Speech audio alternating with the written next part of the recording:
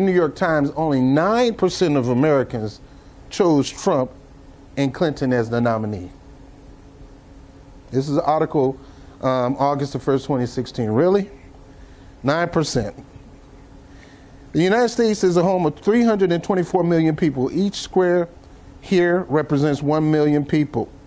103 million of them are children, non-citizen, ineligible felons, and they do not have the right to vote.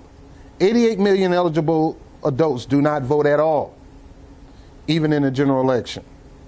Any additional 73 million did not vote in the primaries this year, but will most likely vote in the general. The remaining 60 million people voted in the primaries, about 30 million each for Republican and Democrats. But half of the primary voters choose other candidates, just 14% eligible adults. 9% of the whole nation voted for Mr. Trump or Clinton. 9% of Americans. Now, at that time, we had multiple candidates in the Republican Party. What, how many, 150? And about, what, 4 or 5 in the Democratic Party. Anyway, they all dropped out. It was just those two, Hillary Clinton and Sanders. So Sanders was right to continue to run. But the bottom line is this. In the primaries, that is sad.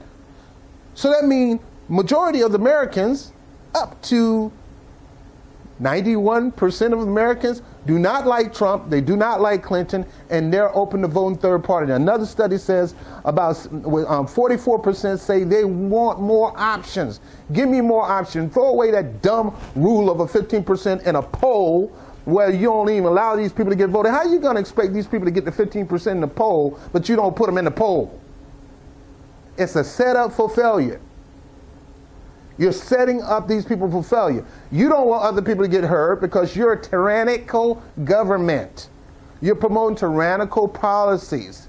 You don't believe in open discussion and open debates and allow multiple people other than the two-party to freely participate in it. My qualification, and it should be American qualification, is that if you can get in 70%, heck, 50%, you should be in the debates. But Gary Johnson and Jill Stein is in 90% of the ballots, which means they're in a position where they can win, whether you believe them or not. Now, here's the thing about it. America don't want these two. You're cramming them down our throat, and you're trying to make us choose one, and you know we don't want none of them, so you got to try to scare us. Oh, the big bad bully, racist bully Trump. Oh, the big bad criminal con artist Hillary Clinton. You got to vote for one of them. America say, both of y'all are both. We don't want you. We need somebody else. But you don't want them to know about something else because you're scared they're going to go toward that something else. And Hillary Clinton, Bill Clinton, and the Trumps are best of friends. They got this WWE relationship where the wrestlers on TV fight each other, but they're best of friends off camera. And they're trying to fool you and pull one over you. Trump look like he's trying to give her the candidacy, and her criminal mind, thinking, you know, frail, whatever you want to call it, keeps giving it back to him. She should be killing him. How in the world you're supposed to be most qualified presidential candidate in history, Obama, according to Obama and Bush, I mean, and all these other people, and you losing to Donald Trump, who never ran. I say that for people who say, well, Jill Stein never ran, never won in. Look, Trump ain't ever ran for office. So stop using those excuses. The bottom line is people don't want these two. They want to hear the other two parties, and they want to see what they have to offer. And they have challenged you, Clinton and Trump, to meet them on that stage. Allow them to get on that stage with you. And for you to not encourage or promote, open it up and let them in. I can beat them. For you not to allow that mean you're promoting tyrannical policies.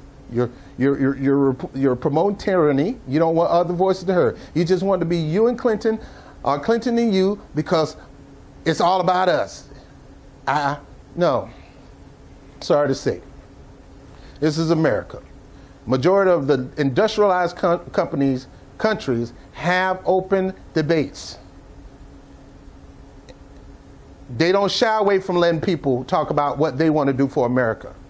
The problem is you're scared you're going to get outshined, and you're scared that somebody else's policy is going to gravitate toward the real Americans like it did with Bernie, and now you can't shut it down because these people are not part of your system.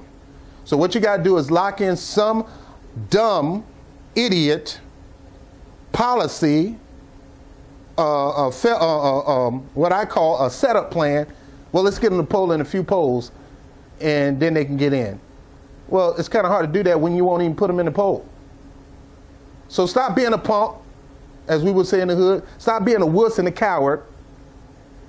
That includes the election board, and that includes the debate committee. Stop being punks and let the American people hear from the other people who are in this race. For you to refuse that will make you a promoter of tyranny. You're not an American, and you shouldn't even be running this thing. You need to give it back to the Women League of Voters and let them run it again so they can open it up for everybody. Problem is, they fund you, they run you, and you're scared, scared, scared. So don't be no punk. When a wrestler calls the other wrestler out in the back and he get in the ring and say, look, I'm calling you out, I want a match. If you stay, you will be considered a coward and not worth the soil to be in that world wrestling organization. Same thing in politics. If you are too punk enough to take the challenge, then you don't need to be president. How are you going to say you can take on these people? You can't take on, you don't want to take on these people, but you want to take on Putin. You want to take on all the other leaders in the world who call you out. Get out of here. Stop being a punk, a sissy, a wuss, and accept the challenge. Get a spine and get in the debate with Gary Johnson and Jill Stein, and stop being a punk, Trump and Clinton.